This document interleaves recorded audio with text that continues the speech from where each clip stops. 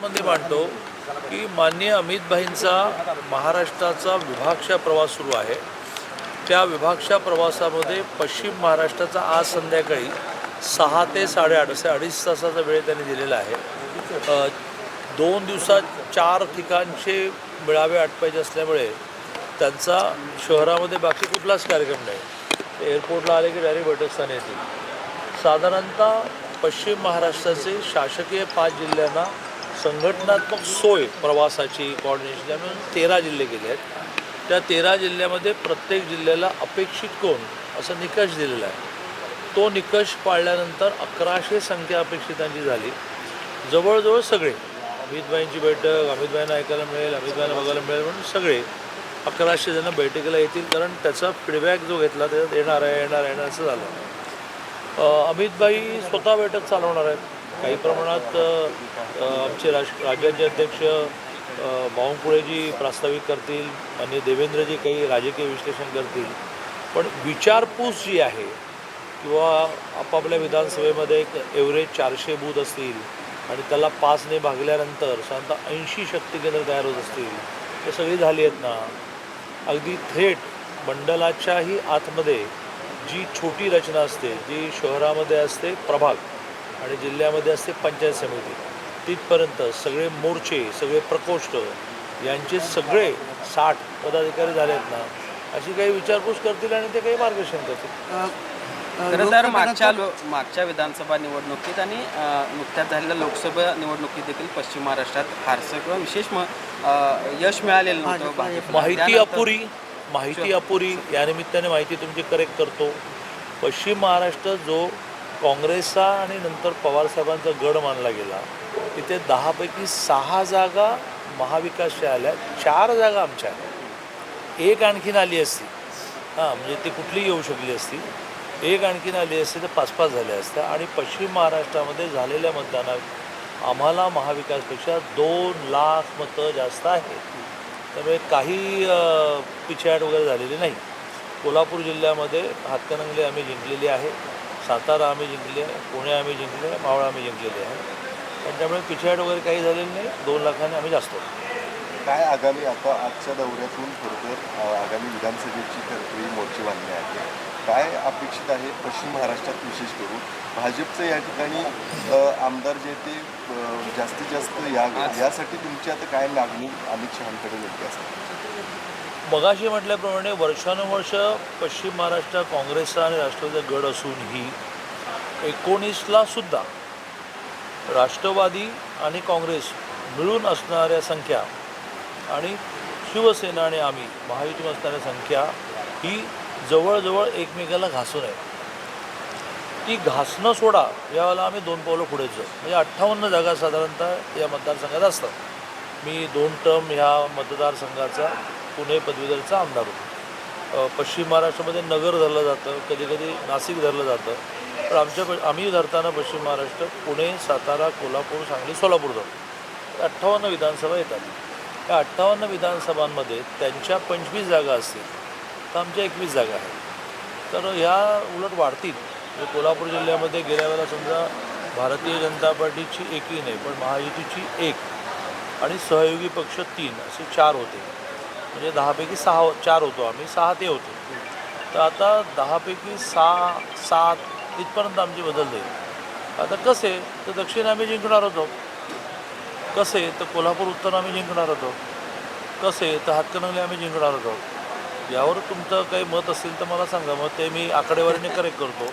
लोकसभेला संपूर्ण देशामध्ये संविधान बदलणार अशा प्रकारचं नॅरेशन असूनही हातकणंगले विधानसभेसारख्या राखीव मतदारसंघामध्ये सिटिंग काँग्रेसचा आमदार असताना सुद्धा आम्ही 17,000 पुढे आहोत. आज काही पक्षप्रवेश दक्षिणमध्ये 19चा असणारा 40-42 हजाराचा जो बॅकलॉग आहे तो आम्ही 6,000पर्यंत खाली आणला. आता त्याच्यानंतर मुख्यमंत्री माझी लाडकी बहीण आली, म्हणजे 6,000चा 12,000 म्हणजे निगेटिव्ह बॅलन्स होऊन पॉझिटिव्हकडे आम्ही गेलो आहे. आज काही पक्षप्रवेश असं आहे की अमित भाईंच्या उपस्थितीत प्रवेश असल्यामुळे माननीय देवेंद्रजी त्यातलं एक हाती सगळं बोलणं करतायत. तर आता ह्या क्षणी मला माहीत नाही की कोणाचा प्रवेश होणार आहे. दादा, आत्ताच्या क्षणी महायुतीमध्ये 3 वेगवेगळे पक्ष आपले जे आहेत ते स्वबळावर निवडणूक लढवण्याच्या कार्यकर्त्यांची मागणी आहे. मुख्य जी हे आहे निर्णय तो तुम्हीच घेणार आहे किंवा वरची लोक घेतील. पण अशामध्ये छोटे पक्ष जे आहेत, उदाहरणार्थ आपण विनय कोरेंचा घेऊया, तर त्यांनी तर आपल्या उमेदवारी जाहीर करायला सुरुवात केलेली आहे. तर आशांचं हे बंड आहे की त्यांना तुम्ही फ्री हँड दिलेला आहे? असं आहे की ज्या वेळेला एकापेक्षा जास्त पक्ष असतात त्यावेळेला शिवसेना, BJP, राष्ट्रवादी सोडाच, पण एखाद्या छोट्या पक्षाने सुद्धा 288ची तयारी करायची असते.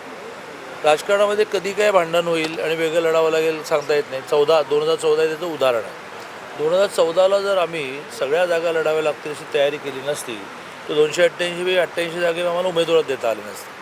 पण आम्ही सगळ्या जागी उमेदवार देऊ शकलो आणि 122 जागा जिंकू शकलो. याचं कारणच असं, 123 जागा, ते कारणच असतं की आम्ही सदा सर्व काळ 100% 100% भाजप याचा प्रयत्न करायचो. म्हणजे मग आम्हाला युती नको असते का? युती हवी असते, पण युती आम्हाला आमच्या टर्म्सवर हवी असते.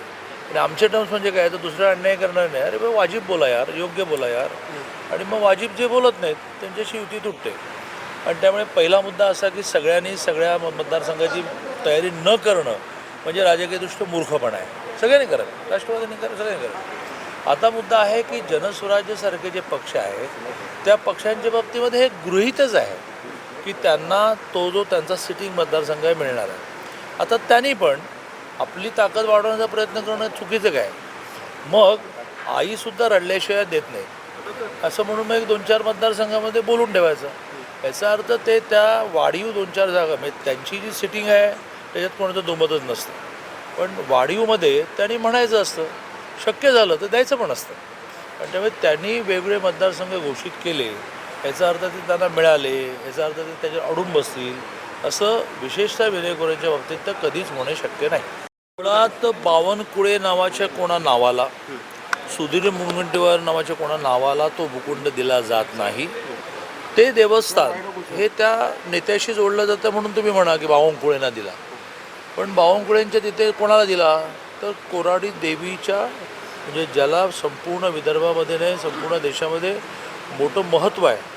म्हणजे राष्ट्रपती महोदय आल्यानंतरही ज्याने इच्छा व्यक्त केली की कोराडी देवी दर्शन घ्यायचं, अशा ठिकाणी एखादा दिला गेला तर तो, मी 3 वर्ष महसूल मंत्री होतो, महसूलच्या नियमाप्रमाणे दिला जातो.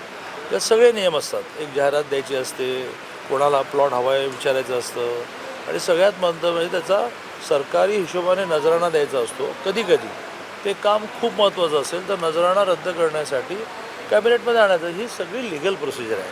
हां, एक काळ स्वतःच्या शिक्षण संस्थांना, स्वतःच्या साखर कारखान्यांना, स्वतःच्या सूतगिरण्यांना किती प्लॉट दिले आहेत.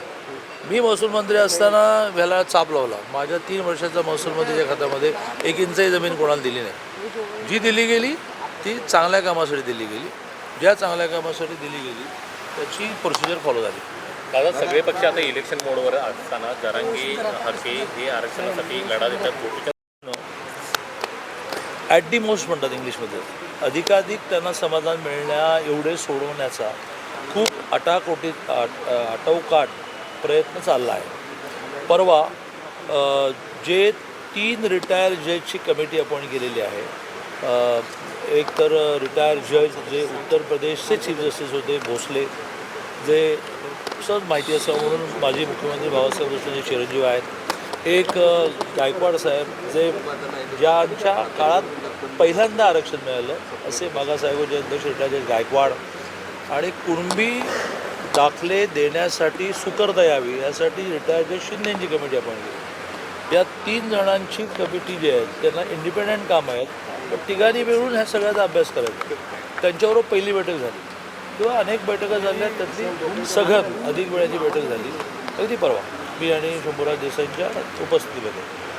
त्या बैठकीमध्ये काही सोल्युशन्स आली आहेत. रिटायर्ड जज भोसले विदेशात होते, त्यामुळे 30 तारखेला संध्याकाळी 5 वाजता हे तिघेही एकत्र असताना, त्यात भोसले साहेब बहुधा आज उद्याकडे येतील, त्यामुळे ते आधी बसून आम्ही जो प्रस्ताव मांडलेला आहे त्या प्रस्तावावर खूप लिगल विचार करतील. संध्याकाळी 5ला त्यांच्याबरोबर बैठक आणि संध्याकाळी 7ला मंत्रिमंडळातल्या माननीय मुख्यमंत्री महोदयांच्या अध्यक्षतेखाली काही प्रमुख मंत्र्यांबरोबर बैठक होऊन जवळजवळ 30 तारखेला यातली सगळ्या समाजाला समाधान देणारी सोल्युशन्स इव्हॉल्व होतील.